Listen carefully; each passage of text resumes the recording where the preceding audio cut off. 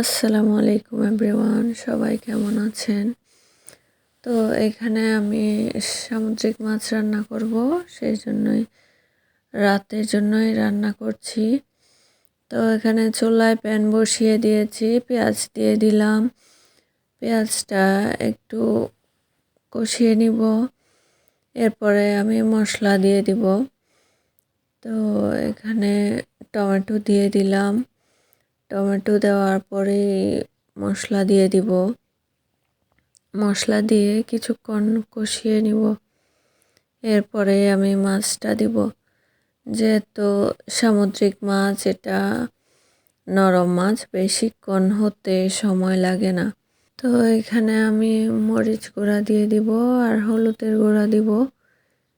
এটাই দিয়ে আমি মাছটা রান্না করছি, বেশি মশলা ব্যবহার করব না। এখানে আমরা চিটাঙের মানুষরা এত বেশি মশলা খাই না মাছের মধ্যে। আমার মনে হয় কি, মশলাটা যদি বেশি ব্যবহার করা হয়, তাহলে মাছের অরিজিনাল স্বাদটা থাকে না। তো ওই কারণে মাছের মধ্যে আমি মশলা কমই ব্যবহার করি। তো এখানে মশলাটা আমি ভালো করে কষিয়ে নিচ্ছিলাম। তো কষানো হয়ে গিয়েছে, এখানে আমি মাছটা দিয়ে দিয়েছি। মাছটা দিয়ে একটু নেড়ে ছেড়ে আমি মিক্স করে নিব, যাতে মাছের ভিতরে মশলাটা ভালোভাবে ঢুকে। তো এই মাছটাতে আমি কোনো পানি ব্যবহার করব না। এটা মাছের মধ্যে থাকা পানিতেই মাছটা রান্না হবে আর কি। এক্সট্রা কোনো পানি দিব না আমি এখানে। তো এ তো হয়ে এসেছে। আসলে এটা যেহেতু নরম মাছ, হতে বেশিক্ষণ সময় লাগে না, 10 মিনিটের মতোই লাগে। তো এখানে মাছটা হয়ে এসেছে মোটামুটি। এখানে আমি ধনেপাতা, কাঁচামরিচ দিয়ে দিব উপর থেকে, দিয়ে এটাকে আমি নামিয়ে নিব। তো পাশের চুলায় চা বসিয়েছিলাম, তখন সন্ধ্যাবেলায় রান্না করছিলাম রাতের রান্নাটা। পাশের চুলায় চা বসিয়েছি, তো চাটাও হচ্ছে আর এদিকে মাছও আমার হয়ে গিয়েছে। তো চার পাতিলটা এই পাশে নিয়ে আসলাম। চার অভ্যাস যেহেতু আছে, চা না খেলে আসলে আমার ভালো লাগে না। তো চাটা বসিয়ে দিয়েছি, চার পানি। এখানে চার মধ্যে চা পাতাটাও দিয়ে দিব। এই তো চাটাও হয়ে গিয়েছে, এবার আমি কাপে ঢেলে নিব। তো চাটা যেহেতু আমার প্রিয় একটা জিনিস, সেটাও আমি একটু স্লো মোশনে সুন্দর করে ভিডিওটা নিচ্ছিলাম। তো এখানে পাশে থেকে আমার ছেলেও দেখছিল, ও মামনি কি করছে, দাঁড়িয়ে দাঁড়িয়ে দেখছিল। তো এখানে চাটাও হয়ে গিয়েছে। তো এখন আমি চাটা খেয়ে নিব, খেয়ে বাকি রান্নাটা করব। আসলে ভাত বসাইনি, এরপরে হচ্ছে আরও কিছু রান্না ছিল, ওগুলোও করিনি, ওগুলোও শেষ করব চাটা খেয়ে। তো আসলে চার অভ্যাস যাদের আছে তারাই জানে, চা না খেলে সেদিন যেন কি করিনি বা কি খাইনি এরকমই লাগে। তো চার অভ্যাস যেহেতু আছে, চাটা খেতেই হয়। তো এখানে চার সাথে আমি চাল ভাজা ছিল, বুট ভাজা আর বাদাম ভাজা, এগুলো মিক্স করাই পাওয়া যায়, আসলে প্যাকেট করা। তো ওগুলাই খাচ্ছিলাম।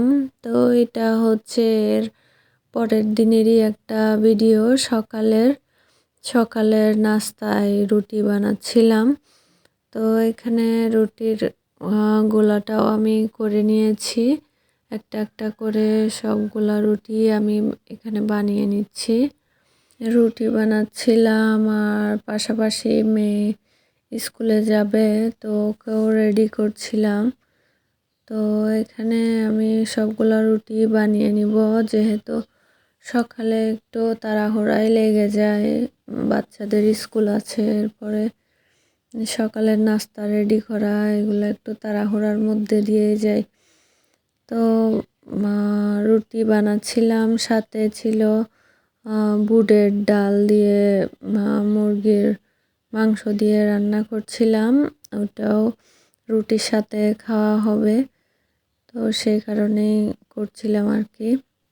সকালে আসলে নাস্তাটা রেডি করতে এত যে আলসেমি লাগে, শীতের সকালে ঘুম থেকে তো উঠতেই মন চায় না। তারপর উঠে যে নাস্তা রেডি করব এসব মানে ঝামেলাই মনে হয়। তো মাঝে মধ্যে রাতেই আসলে রেডি করে রাখি, তো মাঝে মধ্যে সকালে উঠেই করতে হয় আর কি। তো প্রায় সময় দেখা যায় কি রাতেই করে রাখি, রুটি রাতেই বানিয়ে রাখি, আর দিনের সকালে শুধু গরম করে খাই আর কি। তো এখানে আমি একটা একটা করে রুটি ছেঁকে নিচ্ছিলাম। এরপরে পাশের চুলায় বুটের ডালটাও বসিয়েছিলাম, মাংস দিয়ে, মুরগির মাংস দিয়ে রান্না করছিলাম। তো ওইটাও হচ্ছিল। এখানে আমি রুটিও একটা একটা করে নিচ্ছিলাম।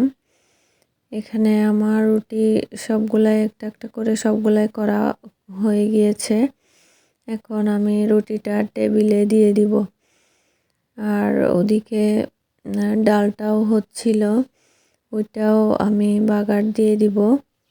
তাড়াহুড়াই করছিলাম যেহেতু মেয়ে স্কুলে যাবে, ওর আবার স্কুলে লেট হয়ে যাবে, তো অনেক তাড়াহুড়ার মধ্য দিয়ে কাজ করছিলাম আর কি। তো এখানে আমার রুটি প্রায় করা হয়ে গিয়েছে, তো ডালটাও আমি বাগার দিয়ে দিব। এখানে আমি ডালটাও বাগার দেওয়ার জন্য বসিয়ে দিয়েছি। পেঁয়াজ, টমেটো, তেজপাতা, এলাচ সব কিছুই দিয়ে দিয়েছি। তেলের মধ্যে একটু কষিয়ে নিব। কিছুক্ষণ কষানোর পরে আমি মশলাটা দিয়ে দিব, ধনে গুঁড়া, তারপর হচ্ছে হলুদ গুঁড়া, মরিচ গুঁড়া, এরপর একটা বিফ মশলা, রাঁধুনি বিফ মশলা যেটা, ওইটাও দিয়ে দিব। ওইটা দিয়ে কিছুক্ষণ মশলাটা কষিয়ে নিব।